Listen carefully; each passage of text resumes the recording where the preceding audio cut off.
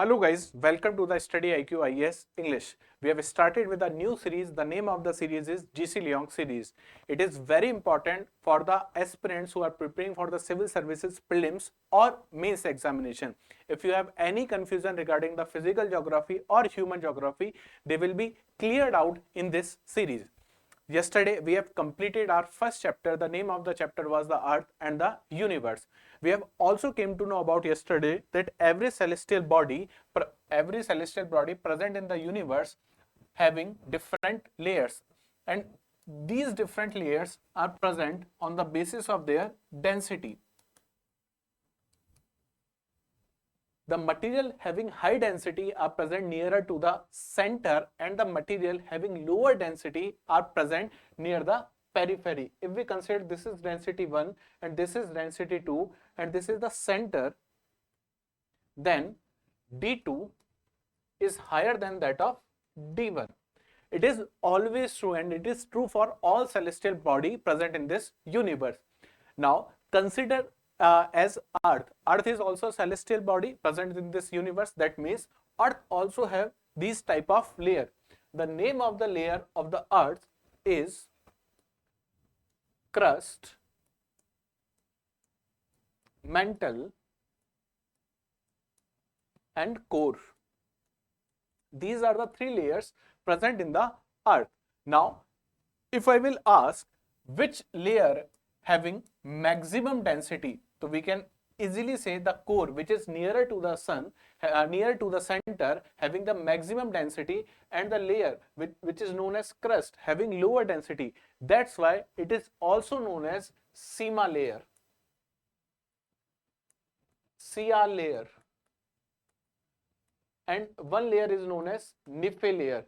Now, can you let me know which layer is known as CR layer and which layer is known as Nife layer in the comment section? Yes, you are absolutely right. Crust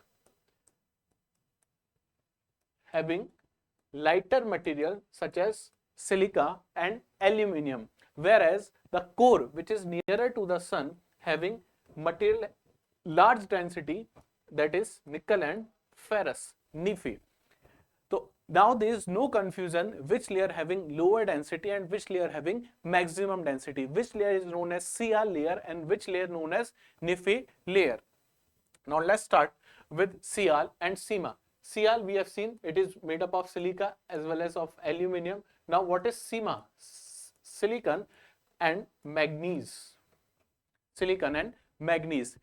One more thing, the layers which are present in the Earth are concentric layers. Now, what do you mean by concentric layers? Concentric. The word concentric means having same center. What does it mean? If this is the crust, this is the center, this is the mantle having same center, and this is the core having same center. So the crust, mantle, and core having same center, that means all these three layers are concentric layers. Concentric layers. Now, if you will go and study NCERT, you will find there are several evidences to prove this, that Earth has three layers. There are some direct sources and there are some indirect sources. The most prominent source to study about the interior of Earth are seismic wave, or I can say earthquake wave. Earthquake or seismic wave can be divided into two forms. One is body wave, another one is surface wave. One is body wave. These are seismic waves which can be divided into two forms. One is body wave, another one is surface wave. We want to study the internal structure of Earth. That's why we does not focus on the surface wave. We directly focus on the body wave, and body wave can be divided into two forms. One is P wave, another one is S wave. P is also known as primary and S is known as secondary. Why it is known as primary and why this is known as secondary? Just because of its speed. Pre or primary wave having maximum speed, and S or secondary wave having lower speed than that of primary or P wave, which means if earthquake originate at this point, the first layer which reaches to the surface of earth is P wave because having maximum speed, and the second layer which reaches is known as S wave or secondary wave. Let's move further and study what is mantle. Just below the crust, you will find a layer which is known as mantle. In upper layer of mantle is known as asthenosphere.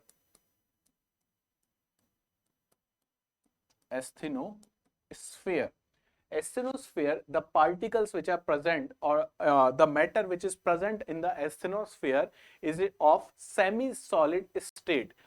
Why? Because in asthenosphere you will find temperature rise significantly due to the presence of radioactive material. And have you ever heard the word volcano or volcanism? The volcano which arise, or the lava which arise on the surface of earth, generally come from the layer asthenosphere. And the mantle is rich in olivine. This is the important fact, just remember this. Now, the innermost layer, which is known as the core, which is near to the center and made up of nickel and ferrous. This is the densest material present in the earth internal structure. Now, this is the diagram, which is very important diagram. As you can see, this is the radius of earth, that is 6378 kilometer. Important fact again for prelims examination, 6378 kilometer. Now, you can see this is the crust. Crust generally divided into two. One is oceanic crust made up of basalt, and another one is continental crust, which is made up of granite. Now, can you let me know which one of these, whether basalt or granite, having maximum density or higher density? So your answer must be basalt. Basalt having high density as compared to granite. That's why we used to say that continent floats over the ocean, because ocean surface is made up of basalt, whereas continental surface is made up of granite, and granite having lower density, whereas basalt having higher density. That means granite floats on basalt. Understood? Now, below this you will find asthenosphere, which is a part of mantle. Mantle extend up to 2900 kilometer, and after 2900 you will find what? You will find the core. Now, these crust, mantle and core again can be divided into various parts. This is crust, this is outer crust, this is inner crust. This is mantle, again outer and inner, or this is core, again outer and inner. Now, how can we differentiate one layer into two forms, that is outer or inner? It is because of change in the speed of P or S wave. Why the speed of P or S wave changes? Because of different density. That's why they are known as discontinuity. Because here the speed of P wave, suppose in first layer speed of P wave is approximately 5, and as soon as it reaches to the inner, the speed changes and become up to 7 km per second. That means speed changes. Why speed changes? Due to the differences density. They are known as discontinuity, and the discontinuity are Cm RGL. First is Cunard, Moho, Rapidity, Guttenberg, and Lehman discontinuity. This is CMRGL. This discontinuity is known as Cunard discontinuity. This is Moho discontinuity. This is Rapidity. This is Guttenberg, and this is Lehman discontinuity. So if it is asked in the prelims examination why this discontinuity arises, they are just because of change in the speed of P or S wave. And why the speed is changing? Because of difference in density. Now let's move further.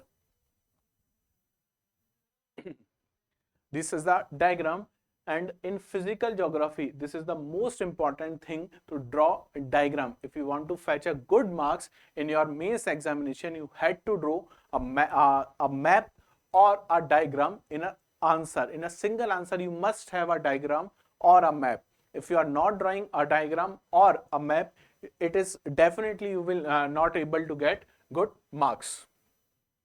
Now, next topic in this chapter, you will find rocks.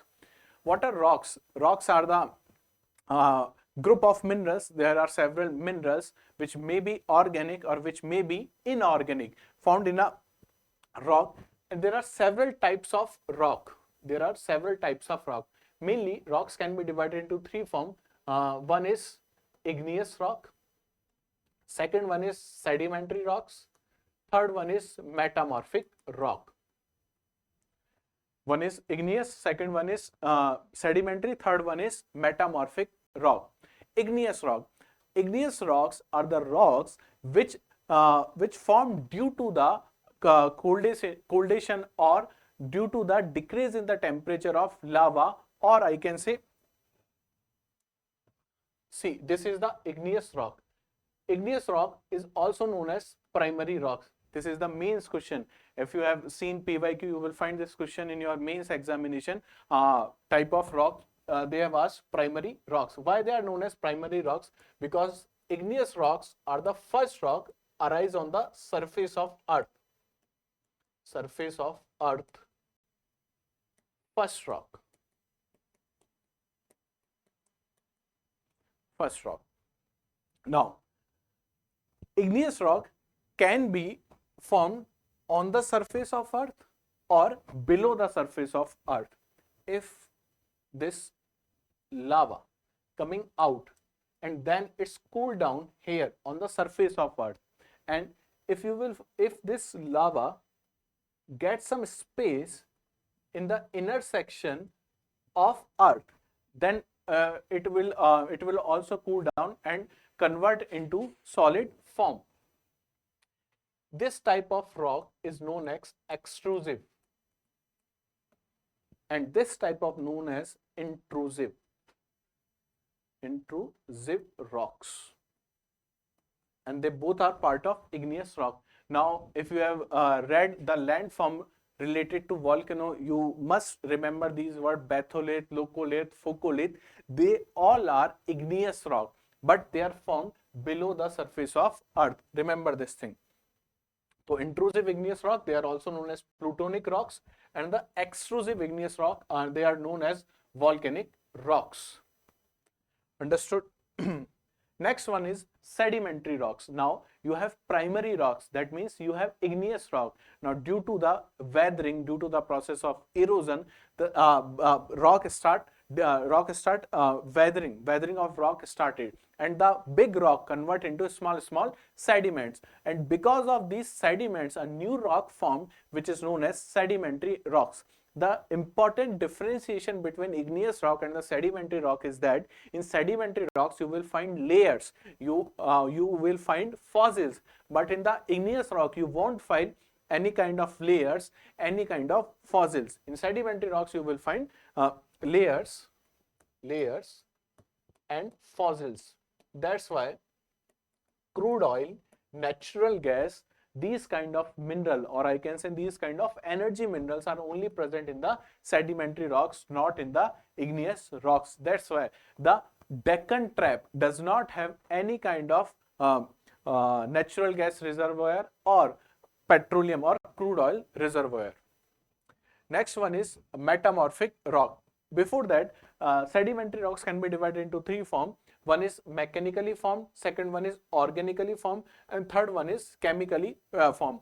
This is the just this division is just because of the process by which they are forming. Mechanically means sandstone, conglomerate, limestone type of rock is known as mechanically formed rock, whereas chalk, coal, etc., which formed due to the deposition of vegetation, they are known as organically, and another one is chemically formed like potash. Important example. In this section, you will find several questions in your prelims examination, and they won't ask any kind of definition from here. They will ask this limestone is an example of igneous rock, metamorphic rock, or sedimentary rock. Such type of question they can ask. Next type of rock is metamorphic rock. The term metamorphic,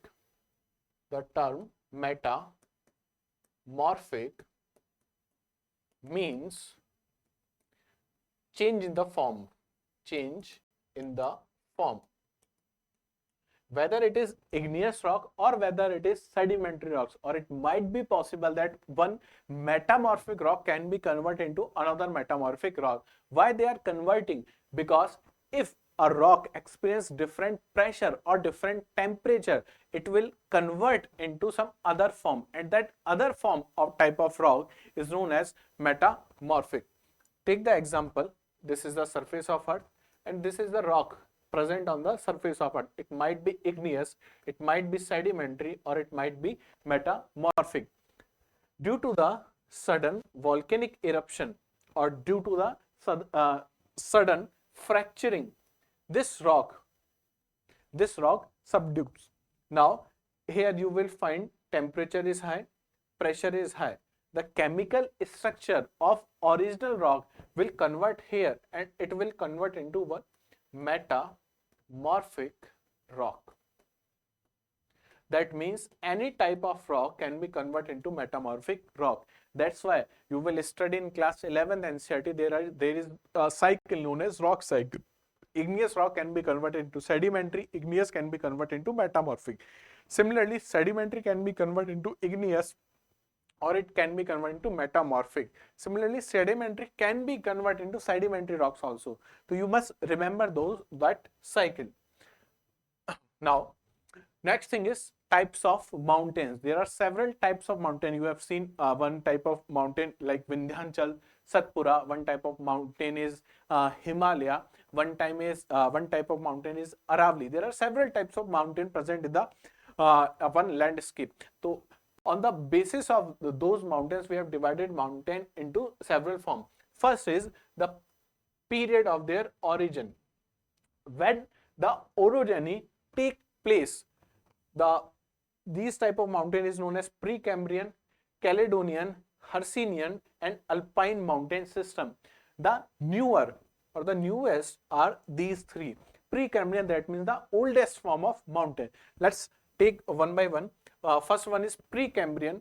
Precambrian is like 4,600 million years ago to 541 million years ago. At that time, they have been came into the existence, and now they have eroded, or a process which is known as denudation. Now you will find only the remnants of these mountains. Example is Laurentian type of mountain. Laurentian is a type of Precambrian mountain. Next one is Caledonian mountain. You have seen the geological time scale. You will find this period which is known as Silurian, and you will find Devonian period. This type of mountain which is known as Caledonian mountain have came into existence in the period of Silurian or Devonian. Famous mountain of Aravallis.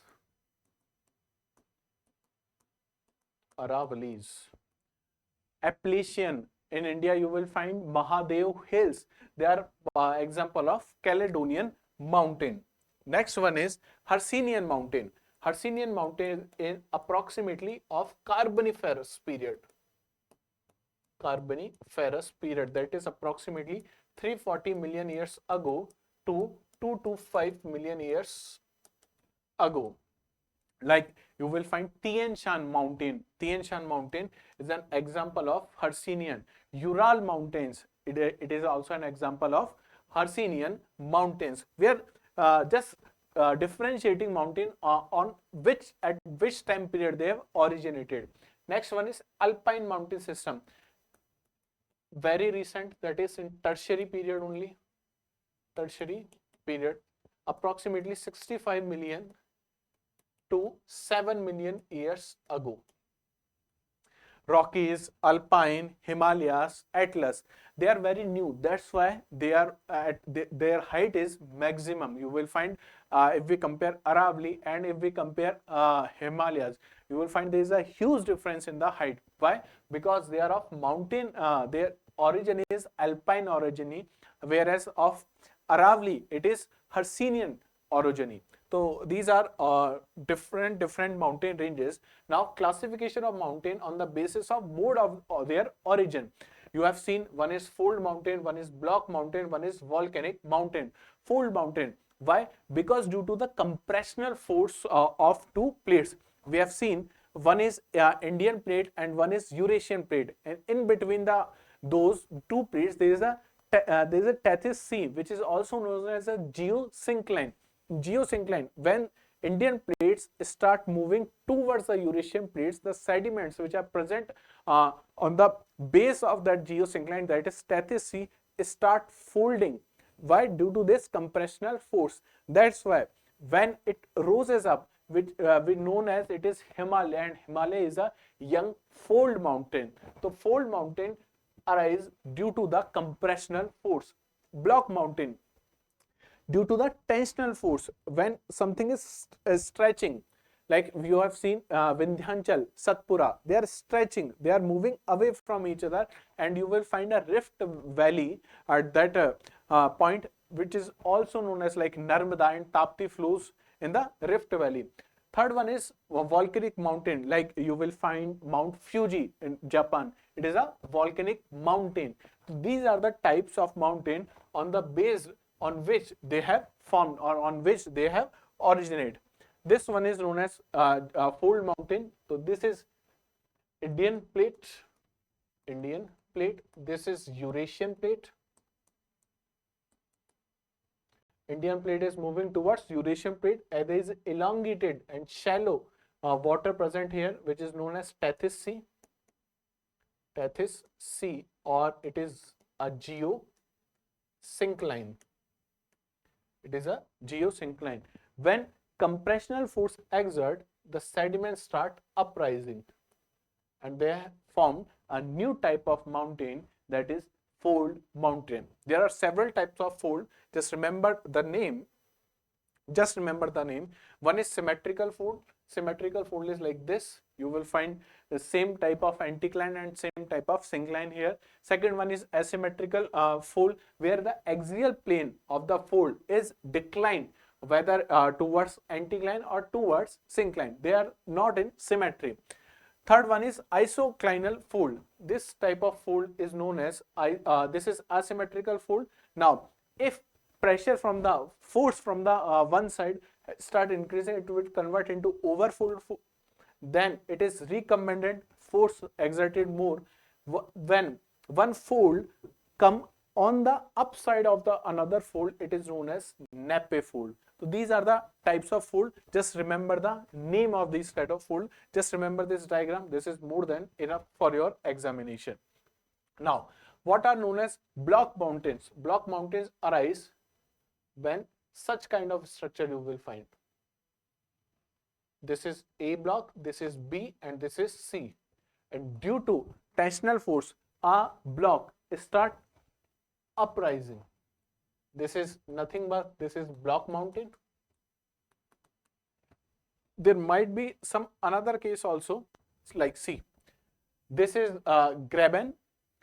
and this is the host. This is graben, or I can say the rift valley which is formed, and this is the host which is a lifted block. These are known as, these hosts are nothing but these are the block mountain, and the graben which is known as the rift valley. Narmada and Tapti, Vindhyachal and Satpura, these are the example of graben as well as of host. So how this is the diagram by which you can see how compressional force result into the fold mountains, and how the tensile force or the tensional force will result into the fault, and that fault will result into the formation of block mountains. Another one is a volcanic mountain. This is the surface of the earth. Lava start uprising, and at certain moment this lava erupted outside. You will find a conical structure is formed here. This is nothing but a volcanic mountain. Example, Mount Fuji, Mount Cotopaxi, Mount Agung. These are the example of volcanic mountains. Now, residual mountains. As we have seen, the orogeny of Precambrian or Hercynian, they are very old orogeny. Now, due to the process of denudation, the height start decreasing, and now they have converted into which kind of mountain? Residual mountain. Famous example, Aravali. Aravali is a example of residual mountain. Next, plateau. What is plateau? Plateau is uplifted land, plain land that is uplifted, or I can say it is nothing but a table top. Now, there are three types of plateau. One is tectonic plateau, one is volcanic plateau, and one is dissected plateau.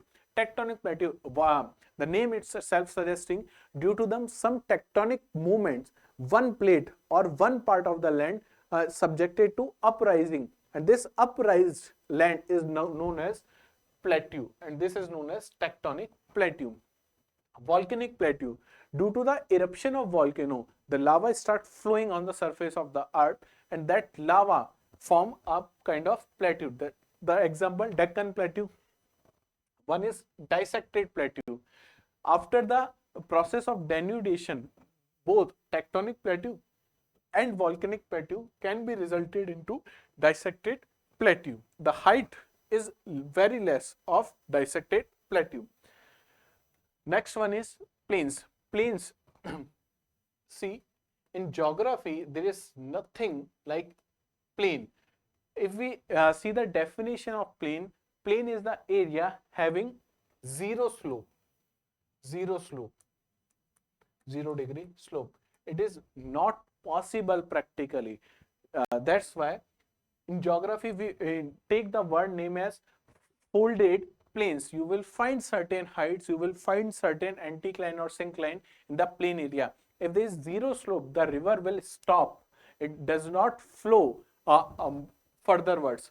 And there are three types of plain. One is structural, one is depositional, and one is erosional plain. Depositional erosional plains, as the name is suggesting, due to the process of deposition or due to the process of erosion, when a flat land arises, it is known as depositional or erosional plain. Structural plains like Indo-Gangetic plain, these are the structure. Structure means a land surface which is having very lower slope. These are known as structural plains. There are three types of plains. This is the only present in this chapter. We have seen different type of mountain, different type of plains, different type of plateau. If you will go and read this C Leonng chapter number 2 and take your PYQ, you will find they have asked numerous examples from this chapter. To just go through it once, just read the chapter, just revise it through this video, and that's it. You will able to solve all the question UPSC has asked in your prelims examination or in the mains examination. That's it for today. And one more important announcement: if you are buying a course from the Study IQ website or Study IQ application, just use the code MBLive. Just use the code MBLive to get maximum discount. That's it for today. We will meet yesterday. And before going to next chapter, just make this a habit, go through the MCQs present after the chapter of the C Leonng. If you are able to do the MCQs and you are getting the correct answer, that means you have done with that chapter. Just revise and revise these things. These are the most basic things, and you will find several examples in this book. Just revise and revise, and just wrote the examples in your notes, and that's it. You will find that you are preparing for your prelims as well as your mains through this videos or through this book. That's it for today, and we will meet tomorrow with our new chapter, that is chapter number 3. Till then, Jai Hind, Jai Bharat.